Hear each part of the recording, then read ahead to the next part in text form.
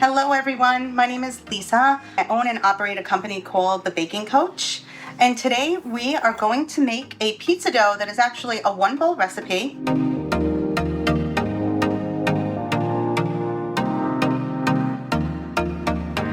Let's get started. So the first thing I have in this bowl is 1 1/4 cup of warm water. It's just warm to the touch, not hot, just warm. To this bowl, I'm going to add in the yeast. Give it a quick little once around the block. Then the next thing I'm going to add is sugar. And what sugar does to yeast is it actually feeds the yeast. The water activates the yeast by getting it wet and moist, and then the sugar begins to feed the yeast. So now the sugar and the yeast are getting acquainted. The yeast is waking up.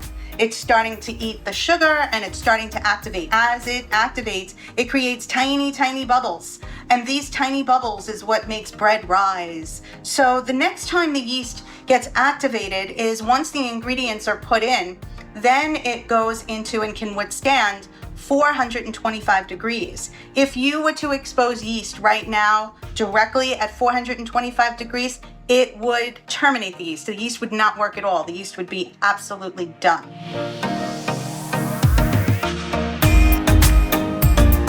What we're gonna do now is we're gonna add in our flour, but we're not gonna mix anything because we still want the yeast to work as it's working. I'm gonna add in flour. Now I'm going to add in about 3 tablespoons of olive oil, 2, 3.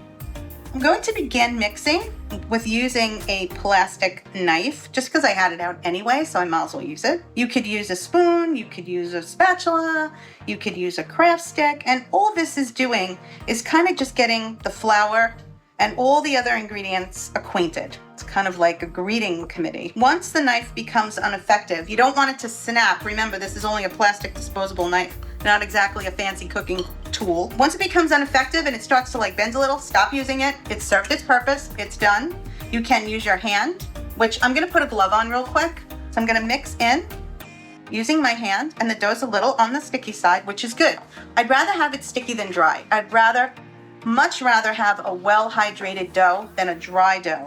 This way the dough is nice and moist and delicious. I find that if a dough isn't hydrated enough and you work it too much, it just gets tough. Not just pizza dough, any kind of dough. So this dough is a little sticky, which is good, but I'm gonna add some more flour just to coat it. A little on the sticky side, but it's not sticking to my hands. I'm gonna add in a little bit more flour. I would say about 1/4 cup. Give it a good roll and just let it sit in the bowl. We're gonna cover this with plastic wrap, and it's going to double, even triple in size, probably in about a half hour, 45 minutes. So let's set that to the side.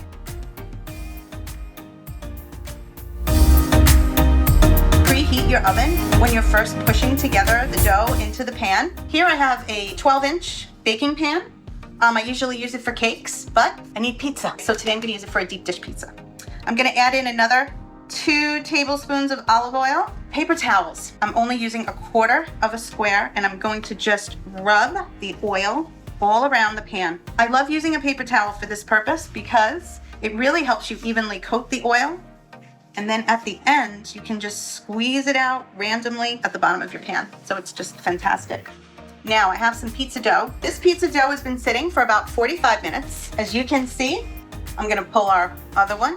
It has definitely doubled in size. So I'm gonna take this dough, so spongy and awesome, place it in the pan and push it out.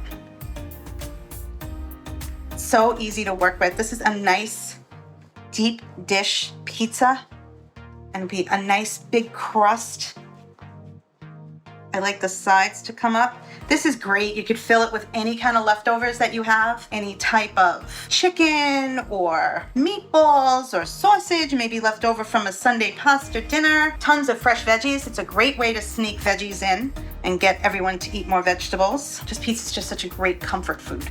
It's my favorite. Pizza, ice cream, 2 top favorites for me. I love to put a little extra oil here, so I'm gonna do that now. About a tablespoon, me and my fine measuring skills. And get the whole dough nicey. Now I'm going to add in my sauce.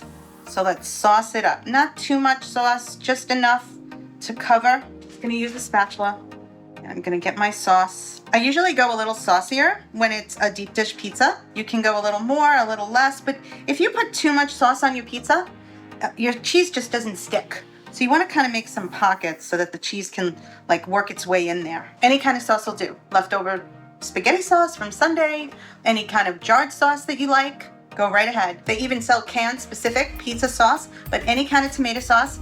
If you don't have tomato sauce and you have barbecue sauce, barbecue chicken pizza, delicious. You just replace the tomato sauce for barbecue sauce, add some grilled chicken, cheddar cheese, and a drizzle of blue cheese dressing. Mwah, unbelievable. Now we have our dough and our sauce. Now comes the cheese shower. We're gonna add some cheese, lots of cheese. And this is gonna like puff up as it cooks because there's a lot of dough here. Here is our deep dish pizza. You can also top this with some basil or dried Italian seasoning or oregano, some more garlic powder, fresh sliced onions. Whatever makes you happy makes this pizza happy. This pizza would go into an oven of about 425 degrees. I'm actually gonna keep this pizza as is, the way it is, and I'm gonna cover it and I'm gonna freeze it for another day. That is our pizza workshop, our one bowl pizza workshop. My name is Lisa Basini. You can visit our website at bakingcoach.com. Thank you so much and have a wonderful day. Goodbye for now.